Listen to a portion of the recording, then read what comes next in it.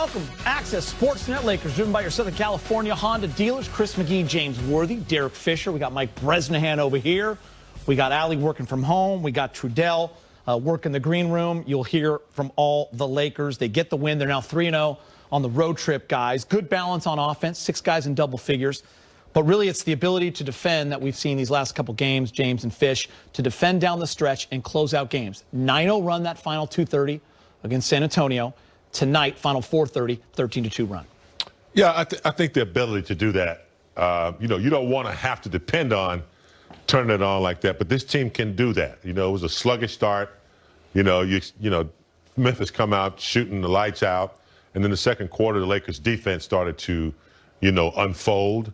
I think Montrezl Harrell's activity on the offensive boards and Schroeder, his defense, they started to click. And I think in the second half, they showed the dominance. LeBron James, AD, they have 2 closers. And with the collective defensive effort, they did the job they needed to do and to close out the game. 2 quick thoughts. One, I was thinking earlier, when you haven't played a team in a while, typically during the season, you might not play an Eastern Conference team for a whole calendar year, depending on how the calendar goes.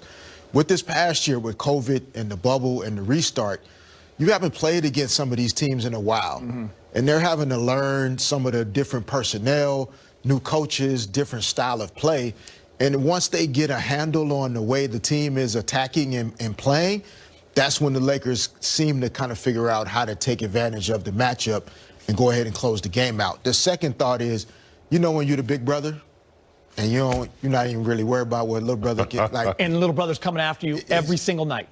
You know he can't beat you. Yeah. So sometimes you let him get a few punches in, you let him get some licks in, but at the end of the day, you big brother. I was going to kind of ask you that because James was talking about, turning it on at the end. That can be dangerous against teams like this. But then again, it's on the road, so you're happy to get the win, right? Yeah, no, I think that's where the depth throughout the course of the season is going to come into great value for this Lakers team. Alex Caruso out, KCP out. Having guys like Wes Matthews, THT, who's developing and blossoming, those guys being able to perform at such a high level. The addition of Dennis Schroeder in the backcourt, that gives LeBron a lot more ability to not have to do so much. But then tonight, you saw in that third quarter, he kind of starts to turn it on and take control of that game and really started to impose his will and the team's will against the Grizzlies. James, you gave some love to Montrezl Harrell. He went for 16 and 9 off the bench. He's with Mike Trudell. For the Lakers, and you really got things going, end up a plus 12, second only to LeBron. How important was that energy and just making sure that flow got going the right way for you guys? It was really just coming out, playing the right way, man. My team, looks at me for energy and, to pick things up when, guys are kind of, not in the, right groove or flow of offense or defense, man. So, I just come in trying to do anything I can and basically everything I can, man, to keep the ball alive on the offense end and, just limit them to one shot on defense end. And my teammates do a great job of feeding off me. Hey, what's your early season reflection now of being a Laker, of melding with your new teammates and just how you see things playing out on the floor so far, Montrez? It's still a long process, man. We take it one game at a time. I take it one game at a time, man. I try not to put too much on myself, try to overthink things, man. I'm on the floor with a lot of great players, as I've been, all my career, man. So it's just trying to make the game as simple as possible for those guys, and hopefully I'll reap the rewards off of it, man. I came in this game just working hard and just working my tail off, man. It's the same thing I'm doing now. All right, and final thing for you. We know this season is so unique, so just like you saw the Spurs twice in a row, now you get the Grizzlies twice in a row. What's the key in a regular season matchup to see a team 2 times in a row? What do you guys have to do next time? Honestly, the same thing we did tonight, man, but a little bit harder, man. These guys came out and jumped on us early in the beginning, man, and we had to fight to come back. But we really just got to come out and be ready to play as soon as the ball is thrown up, man. I think if we do that and, carry out our defensive principles, what we want to do and take them out of, I think we'll be good. But we really just got to come out and be ready to play as soon as the ball is thrown up. I think that was the only thing that was really missing to start off tonight. All right, sounds good, man. Well, look, you get a chance to actually unpack your suitcase, so we'll let you go back to the room, man. We appreciate it. Yes, sir. Thank you. All right, new Laker Montrezl Harrell. Brez has joined us. Listen, the bench was great tonight. 40 points, really productive, impactful minutes from Harrell, from Wes Matthews, from THT. Markieff Morris played as well. Brez, I'll start with you. Montrezl Harrell really doing a lot on those offensive boards, getting those extra possessions that are huge for the Lakers. Yeah, some people were worried, Laker fans, that, hey, you lose Rondo off the bench, you lose Dwight Howard off the bench, how are the reserves going to be? Well, I think they're better. I mean, like you said, Montrezl Harrell, just a nose for the basketball tonight, really strong in that rebounding department.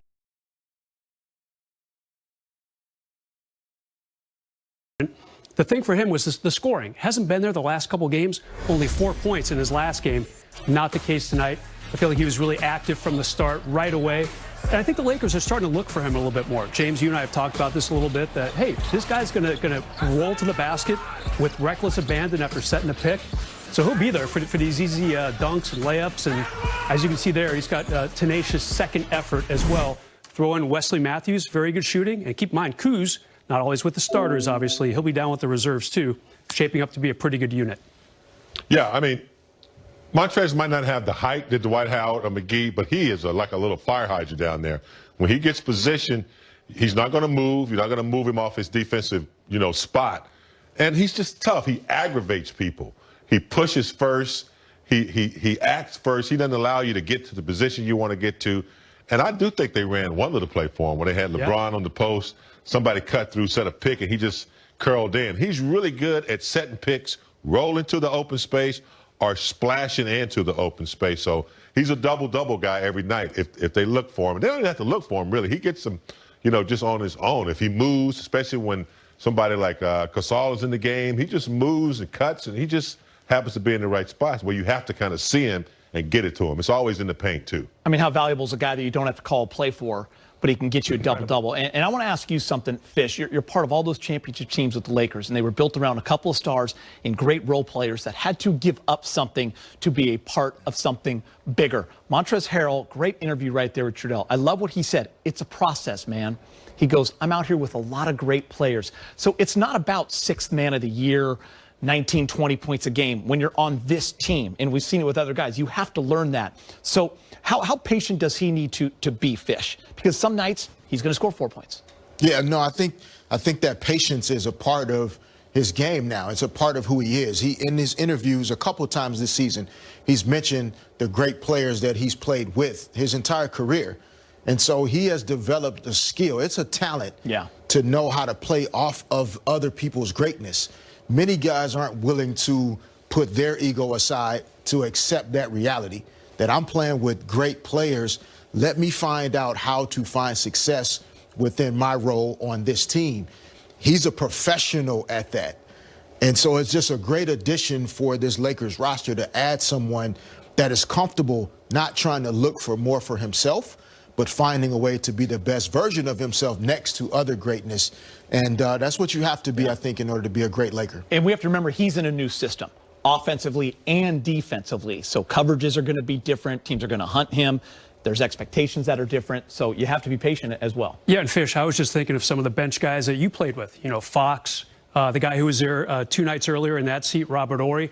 How important is it for a team with championship aspirations to have reliable people coming off the bench? Yeah, I think starters and bench players that are comfortable playing their roles, accepting who they are, understanding that those 2 dudes over there are the baddest dudes on the block. We don't have to try and compete with them. We're on the same team with them. How do we complement their greatness? And you actually end up being better yourself for accepting that reality.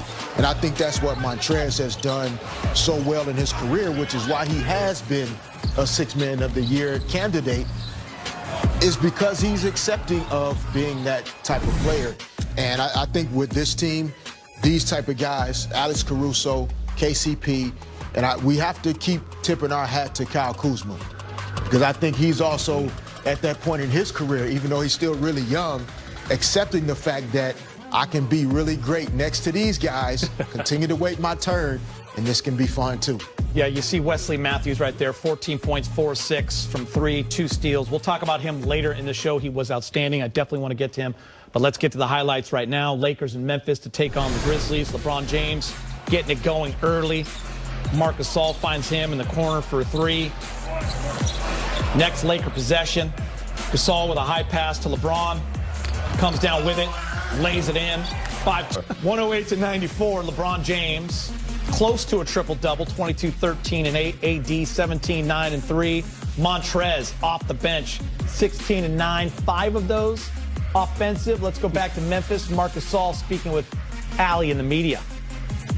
I know you joined Mike before the game, talking about the emotions, of course, being back in a place that's so familiar and near and dear to your heart. I was just curious, once the game started, obviously the recognition from the organization to you, what that all meant as it all played out. It meant a lot. Obviously, you're missing a huge part of all this, which is the fans and the people from Memphis that would have been there. But obviously, I'm very thankful, for what the franchise has done for me, not just now in recognition, but throughout the years that I was here, and now carry on into the next generation.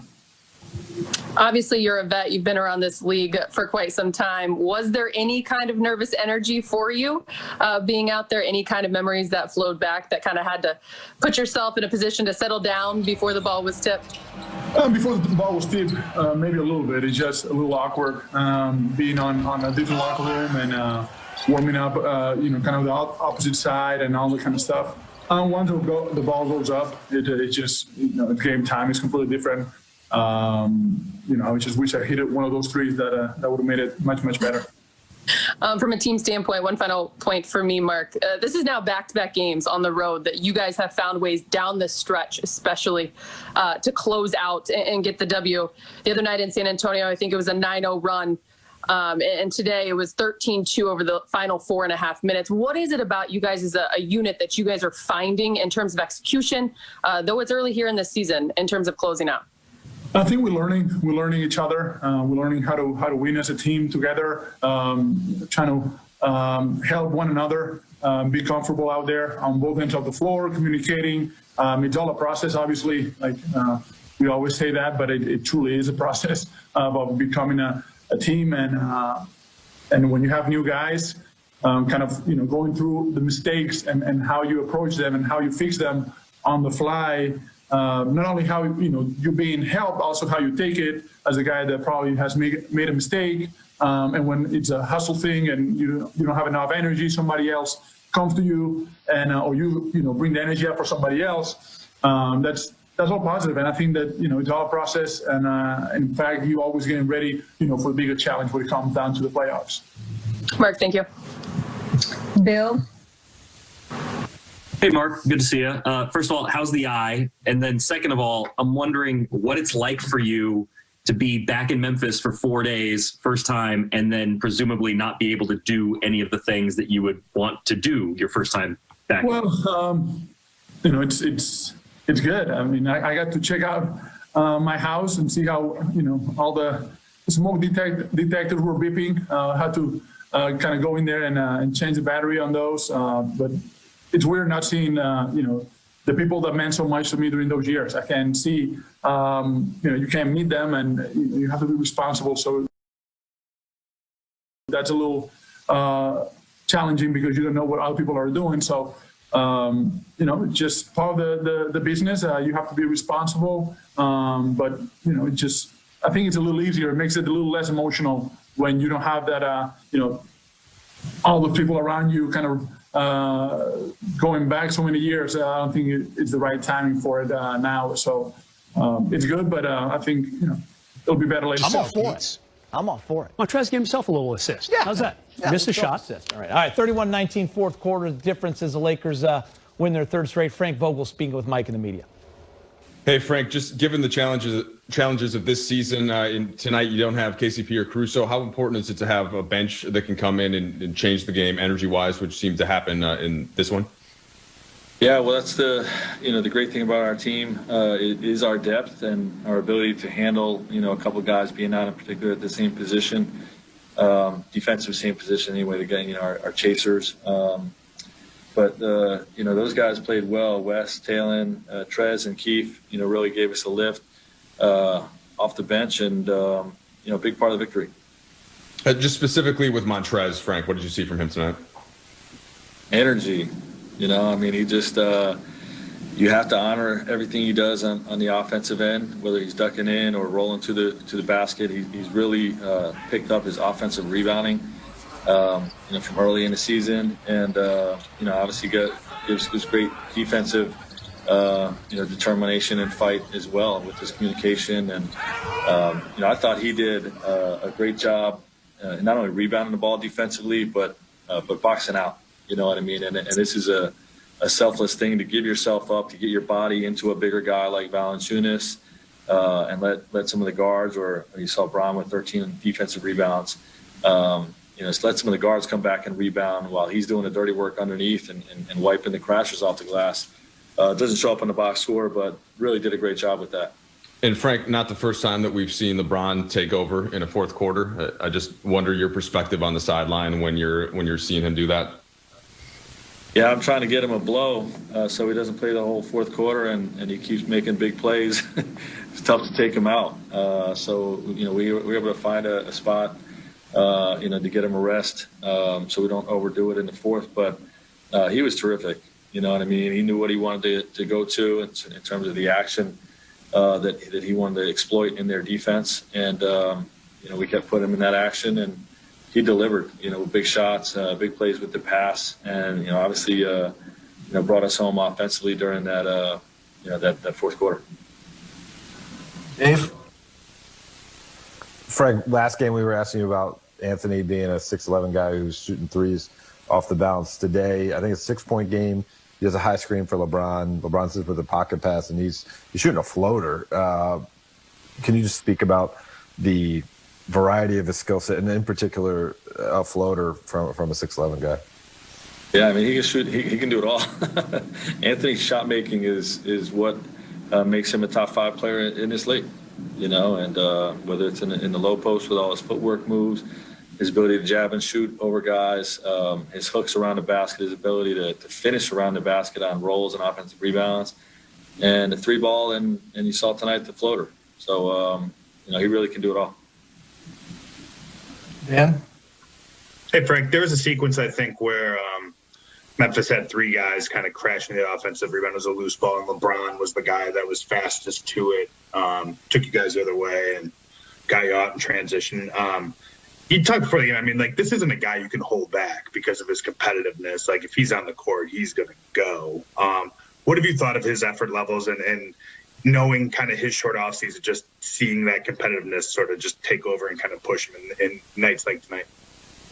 No, I love it. I mean, we'll manage, his minutes and all that stuff in a responsible way, but when he's out on the floor, that's who he is. He's as competitive as anybody in the league. And,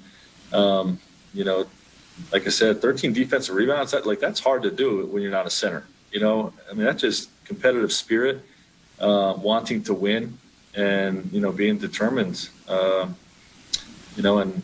obviously he carried a big offensive scoring load, but what he did, like you said, in those stretches defensively, we held these guys to 40 points in the second half, after 36 in the first quarter. So really did it on both ends of the floor.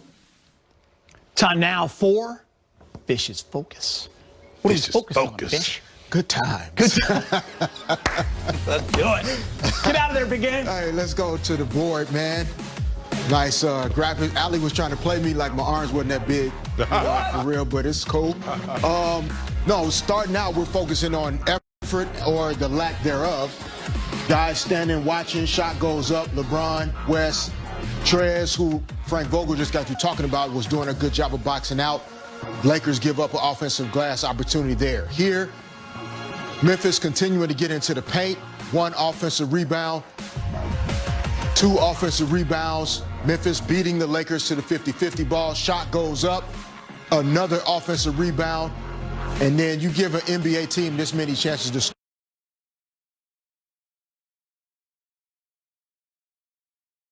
score, they're eventually going to find a way to put the ball in the basket. Now, as the game goes on, how many Grizzlies players are around? 1, 2, 3, 4. There's only 1 dog in the fight. Montrez goes up, gets the rebound, puts it back in. 2 guys helping each other out. AD scrambling. West coming out of the double team. Rotate now, closing out. Here, 50-50. Whoever wants it most. LeBron breaks through. 2 Grizzlies players, and then a 3rd Grizzly player, and then too easy. going to the basket there. So that really, you know, when you start to look at the difference in these games, when you see the Lakers standing around, kind of slow to get started, 36 points given up in the first quarter. Like Frank Vogel said, not many points given up in the second half. 40 points, I think, in the second half they gave up. That's when they got going. Take a look over there, Fish, at the two Derek Fishers. What's the biggest difference between the two nowadays? A lot more gray in the beard, for sure. Mm-hmm. How the biceps, Fish? Yeah, the biceps, they don't look like that anymore. That's 300 pounds. Yeah, but the man on the left, real wise, isn't he, Big Game? Oh, much wiser. Yeah, much wiser. Wise, wiser. Yes, I like it. I like it. Good stuff, Fish. Fish is fun. And he can't get away from that, even though he still has to shoot the 5 threes that Frank Vogel wants him to shoot. That is a problem for opponents. That was against Gorgie Jang, a very good defensive big man, That too. is a And he was problem. kind of just stumbling backwards. I mean, that was impressive. Wesley Matthews scored 14 points in the win. He's speaking with Allie. Obviously, you speak to that defense. I was just talking to Mark about it because it's now back-to-back games where you guys found your way to close things out on the defensive end of the floor. How would you describe where you guys are as a team right now, as that was a big part of the Laker identity last season, and it looks to be again this season? Right. It's still a work in progress. I mean, we're not completely where we want to be and where we need to be in order to get to where we want to get to.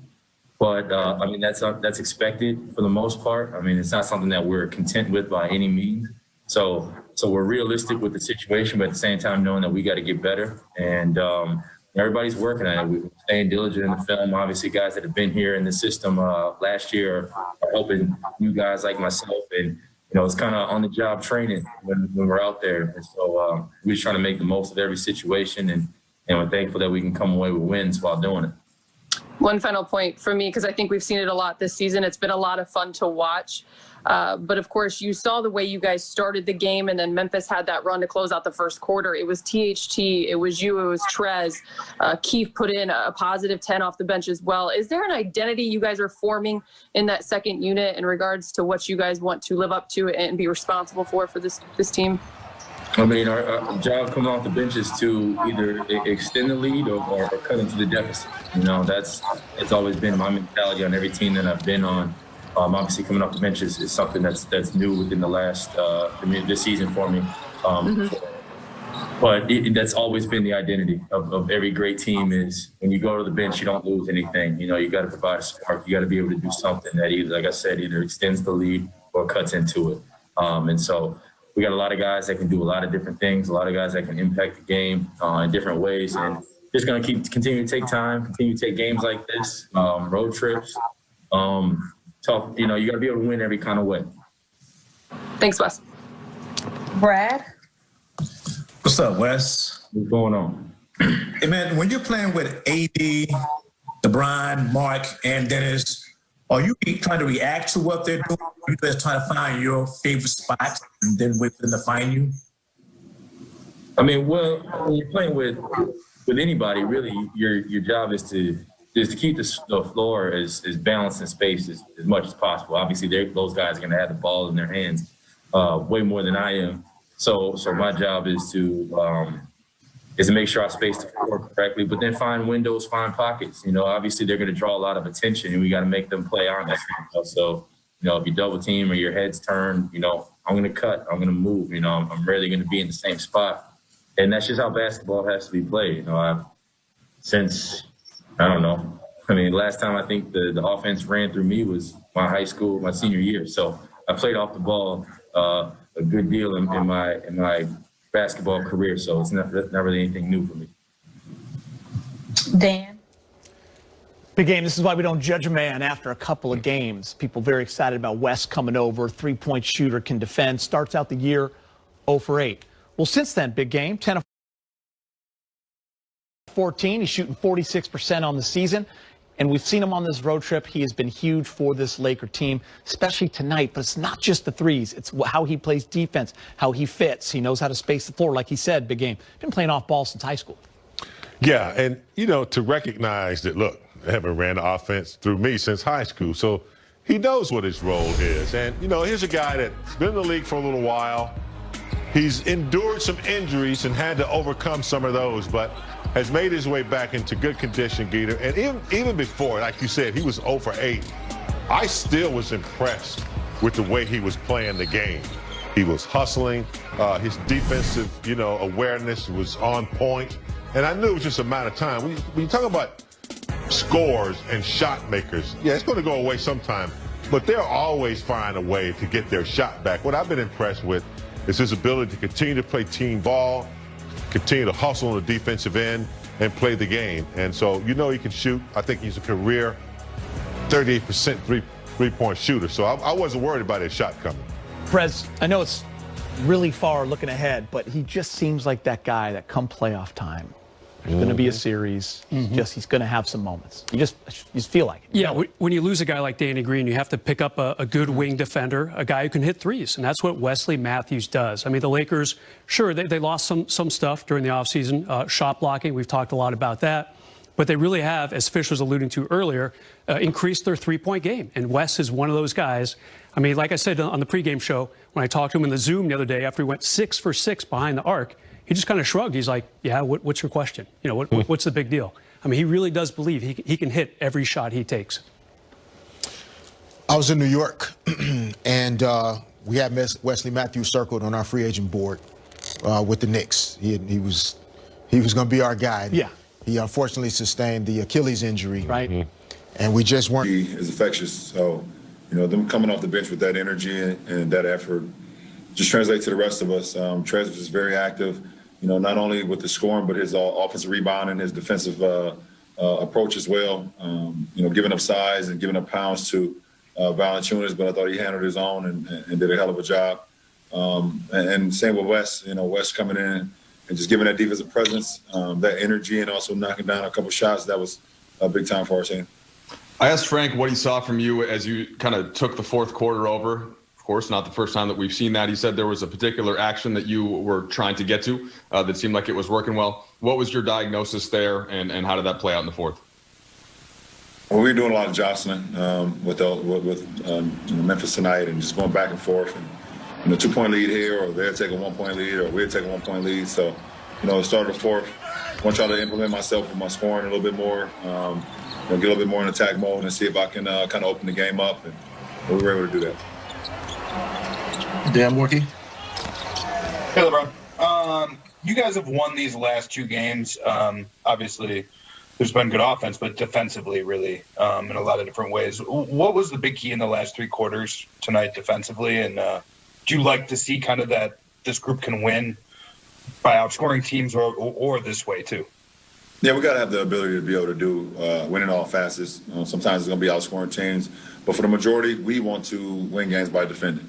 When we defend, we rebound, we're able to get on a run and get in early transition and either get fast break points, we're able to get into our early actions, give ourselves a lot of time on the offensive end. So, tonight was one of those instances after the first quarter where they had, I believe, 36 points or whatever the case may be. After that, they had 58 for the rest of the game. I think 56 or 58, but, it just shows what we're capable of, and we want to continue that going forward. Dave? LeBron, homecoming games, for lack of a better term, are such a big part of the NBA experience. You had one of the more remarkable ones when you first went back to Cleveland. Last year, you guys had that battle in New Orleans, making a comeback in AD's return. Can you comment or remark on the experience for Marc Gasol going back to Memphis for the first time in, what is such a different season? I just hope that, when we get our fans back, that Marc can get another one, because he deserves it. What he did for this franchise over the course of those years, it was hell coming here playing him. Playing Marc and Zebo and TA, and the rest of that group, man, throughout those years, it was going to be a grind, as they would call it, the grindhouse. So, I truly hope that they re-show that video again when they get their fans back in here, because not only what he was able to do on the floor, he's missed so much off the floor as well. The guy actually, he even went to high school here for 2 years when Powell was playing in Memphis. So, he's been a part of this community for a long time. All right, a couple more. Bill Orm. Hey, LeBron. Coming into this season, there was a line of thinking externally that you would ease into the season, or you would pace yourself due to the nature of the season. And like with most things, when people say this is what LeBron should do or this is what LeBron's going to do, it so far doesn't seem to be the case. But are there ways in which you have paced yourself this season or are pacing yourself right now, or do you just reject that line of thinking? Nah, I continue to take care of my body and take care of my mind to be able to endure whatever the case may be. And obviously the short layoff, the 71 days between, us finishing and having to get back re-going, it definitely put a monkey wrench into my usual regimen of rest in my body and then getting back and going full, hard core on my training. I didn't really have that opportunity to kind of shut down my body and then go and revamp my body and get ready for the season. It just wasn't enough time. So, being able to, it's a fine line now where how much we push, how much rest, and also stay in good rhythm, because we have built, myself and our team, we built so much great rhythm in the bubble that, want to try to continue that as much as we can. So, for me, it's always about just having my mind and my body fresh. And if my mind is sharp, then I can go out and do whatever I need to do on the floor, and if it's not, then it hurts not only myself, but it hurts our team. So, that's the most important for me. Last question, Kyle Goon. LeBron, I guess there were a couple fans in San Antonio and then maybe more fans tonight. Does that register? What's sort of the gradient of having, I don't know, more than 1,000 fans versus having a full? Well, I mean, it's a great feeling, to be honest, just to have anyone in the stands. It feels like it's been so long, since we had that, and it's been since March of 2020, since we, I think that last game at Staples when we played Brooklyn was the last time we had fans. So, to be able to come into an arena and just see a sprinkle or a dab of, fans here, in the lower bowl or, the mid bowl all the way to the upper bowl, seeing a few of them sitting, I guess off side of court side. It's a beautiful feeling, and I hope, we can continue to build that and continue to even get back at some point where player. He brings that energy, that spark off the bench. He's able to, get to his floaters. He stays on the glass offensively for us to get us extra possessions. Great at defense. Continuously learning to adapt to our system on both sides of the ball. But when you're a special talent, like he is, he's able to adapt quickly. So when he comes in, we know we're going to bring that energy, whether we're down or up. He's going to bring that spark for us to, get us back in games or increase leads. You guys won 17 straight games in the West on the road last year. And, of course, sold out crowds, right? You got a lot of Laker fans, but also the home fans going hard against you. What has it been like these last three without that element, or at least without close to that? And how is there a different way that you guys have to kind of find some motivation and such? We have our own motivation. Obviously, with the fans, it's a little bit different. Especially with the Lakers, they travel so well and visiting arenas that we're able to feed off their energy. But like I said, we have guys like, Trez West, even in our starting unit, we bring our own energy. Duds, QC, Costas, and Devontae, all these guys bring that energy and always talking to us to hyping us up when we're on the floor. Those guys might not play a lot, but they find ways to help us win. Especially tonight, they were able to, stay in our ear. Just tell us keep playing. A lot of shots wasn't falling for a couple guys, especially early, and they were those two guys who was able to tell us keep on bringing that energy, clapping for us and things like that, telling us we'll be all right. So, we definitely have to find our own energy, but I think we did a good job find that energy while we're on the road. Dave? AD, you guys used a late run to put this one away, and one of the early buckets in the run was you playing two-man game with LeBron, rolling him, hitting you with the pocket pass, and you go for the floater. I want to know if you can tell me what the origins of that shot, when you incorporate it into your game. Is that back in Chicago days before you grew to be 6'11"? You didn't see my floater all last year? Not that much. I'm like What? I probably in New Orleans. I used to do it all the time. But yeah, I mean, me and Trey just had an argument about who has the best floater as a big. You know, my floaters, I'll bring it out more for you guys now. But did you guys hear that?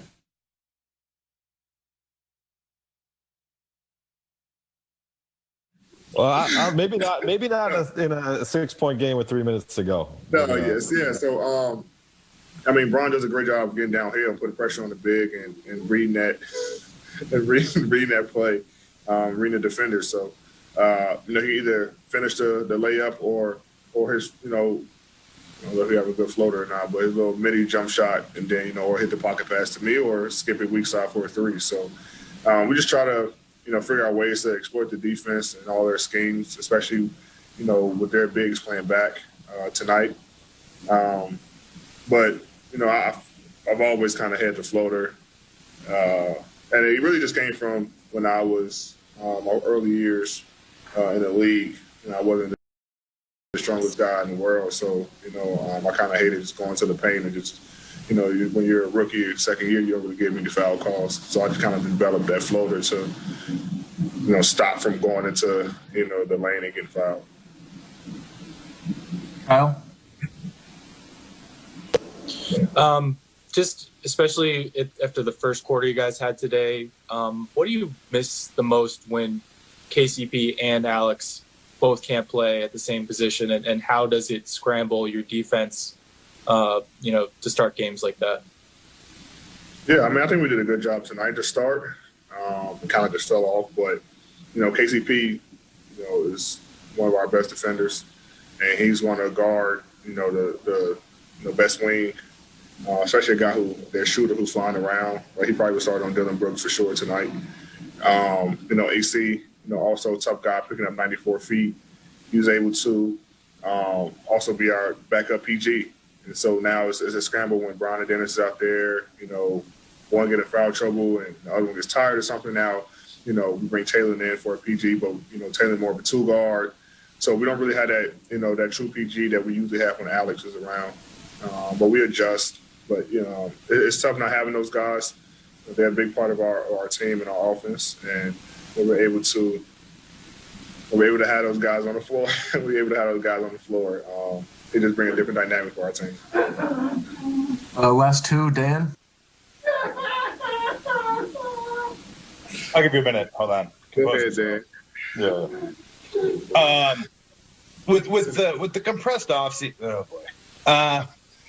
With the compressed off season and kind of the nature of this season, with no fans and stuff like that, how much are you going to have to monitor? Sort of, you mentioned energy a couple of times. How much do you guys have to monitor being able to create that? And I'm curious, kind of, what are some of the things that happen on the court, like in a game like this, that kind of do inject the game with energy when it seems like it needs it?